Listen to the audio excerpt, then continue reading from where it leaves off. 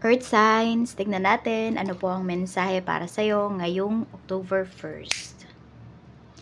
Keep in mind po na ito ay general reading lamang, so hindi po lahat ay makaka-relate, so be open-minded.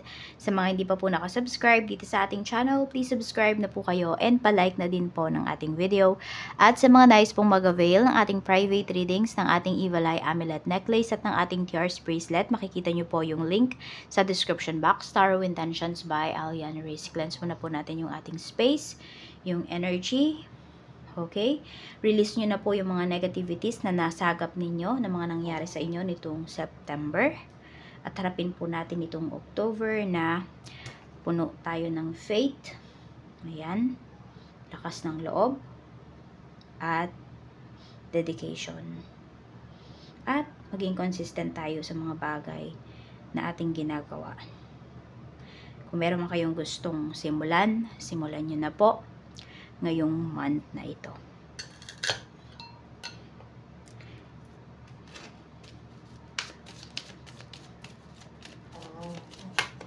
We have 6 of Swords. Ayan, may pag-alis. So, yung iba po sa inyo, kung ina-expect ninyo na ngayong month talaga kayo makakaalis, ayan po. Meron namang sinasabi sa inyo dito, ayan po. May pag-alis talaga. May moving forward na pinapakita. May pag-move forward. May relocation na pinapakita sa inyo dito. Yung iba naman, kung ngayon pa lang kayo nag-aayos ng inyong mga papers, ayan po. Ma-approve po yung lahat. Makukuha nyo yan sa tamang oras. I mean, hindi kayo mararush ganyan. Meron tayo ditong independence. Meron kayo talagang haharapin dito, no? Earth signs na kayo lang mag-isa. New phase ng life po ninyo. Sabi dito, independence. Manage money yourself. Independence guarantees security. Don't depend on others. So, ayan po. Kung kayo ay mangingibang bansa, kikita kayo ng pera, hindi ba? Huwag niyong iasa sa iba na siya yung mag-iipon para sa'yo. Papatago mo sa kanya yung pera mo. Kayo daw po ang mag-handle ng inyong finances. Ayan. Tapos, hindi lang yan. Yung mga tao din po sa paligid ninyo, earth signs, hayaan nyo sila na i-handle din yung kanilang mga problema. Huwag ka ditong to the rescue lagi. Oo. Kasi, yung mga tao talaga sa paligid mo, hindi sila matututo. Kapag ganyan na lagi kang available for them. Lagi kang nandiyan para sa kanila, konting ungot lang nila, konting message lang nila sa'yo, ayan ka kaagad, tulong ka kaagad. So, know your limits din, know your boundaries din, or mag-build ka ng boundaries ngayong October. Meron tayo ditong the world.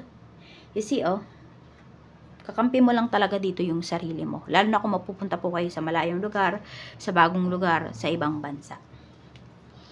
2 of Pentacles. So, always daw na i-prioritize mo yung needs mo. Ayan. And also, spend time din, with the people that matters. 5 of Pentacles, you see. Diba? I-prioritize mo talaga yung needs mo. And wag ka daw mag-spend all at once. Diba? Wag kang one day millionaire dito. Yan yung pinapaalala sa'yo ni universe. Wag kang gagastos ng sobra-sobra. More on finances mo yung pinapakita dito. Okay? So, kunwari, ikaw yung nagtatabi ng pera mo. Diba? Or may ipapagawa ka pala, yung ba sa inyo, magpapagawa kayo ng bahay. Papahandle nyo lang yan kung sa family members ninyo. So, wag muna daw. Kasi baka mamaya, may aberyang mangyari, may sisisihin ka pa. Alam mo yun, meron ka mapagbubunto na ng sisi. Diba? Kaya dapat kung may mga ipapagawa kayo, magbi-business yung iba sa inyo, yung kayo po talaga yung mag-handle. Tingnan mo, puro kamay yung nandito sa natin, diba? Kayo mismo yung mag-secure ng money ninyo. Kasi, sa totoo lang, wala namang ibang mas magiging concern sa finances ninyo kung hindi kayo. We have 3 of Cups. So, wag party-party daw. Ayan. Baka may mag-invite sa'yo. Ayan, may mga invitations kang ma-receive dito. Ayan, medyo mapapagastos ka rin talaga eh. Kaya, matuto ka ding tumanggi. 9 of Pentacles, ipunin mo lang daw muna yung pera mo. I-invest mo. Ayan, sa alahas, yung iba po sa inyo, yun yung pinaka madali, no, na ma-invest ninyo ngayon. At saka, yung kayo talaga yung mag-handle. Nine of Pentacles. Medyo magastos kayo. I don't know kung medyo naging magastos ba kayo nitong mga nakakaraan. Or ayan po, sunod-sunod yung mga magiging gastos ninyo ngayong October. Pwede ngayong araw na to, may gastos kayo hanggang matapos yung October na to. I mean, labas to dun sa mga, mga, yung ano ba ninyo, yung necessity ninyo, yung lagi ninyong ginagastos. Labas dyan sa budget ninyo, ayan, labas sa budget ninyo, baka meron pa kayong mga ibang pagkakagastusan dito. So, kung may mga invitations nga, tanggi daw muna po kayo.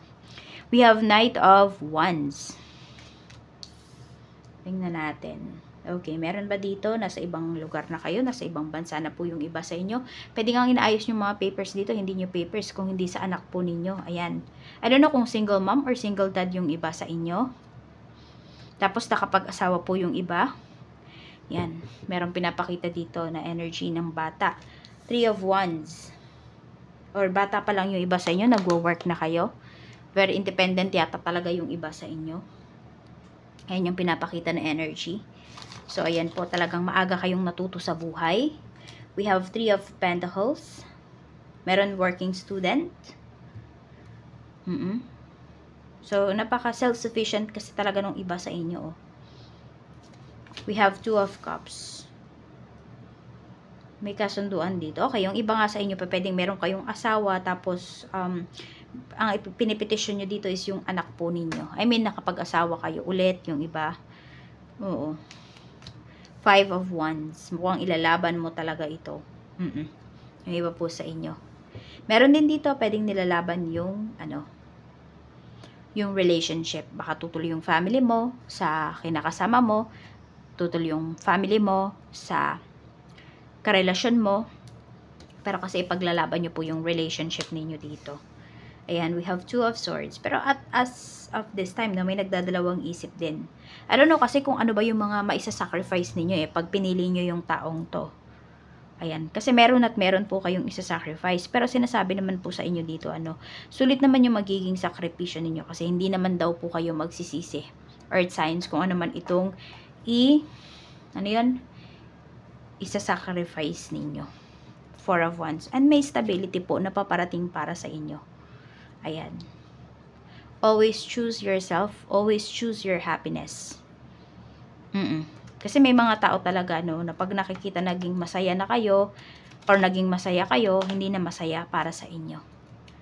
Oo, may mga toxic dito. Kahit family members mo yan. Earth signs. May mga tao dito na hindi masaya, sa mga magandang nangyayari sa life mo. Parang hindi nila matanggap. I don't know kung kayo ba yung breadwinner sa family, kaya may mga ganyang energy na pinapakita dito. May mga family members na hindi masaya sa growth na nararamdaman mo. Basta pag, para bang feeling kasi nila maiiwan sila. Oo. Ayan po, paganda rin talaga yung finances mo. Kung meron kang trabaho, alagaan mo lalo yung trabaho mo. Kasi ayan po, may stability. Merong i-offer sa'yo dito. Ayan. So, mahalin mo kung ano man yung mga ginagawa mo ngayon. Ayan po. And yan lang po ang mensahe para sa'yo ngayong araw. Maraming salamat. Ingat po kayo always. And more blessings to come.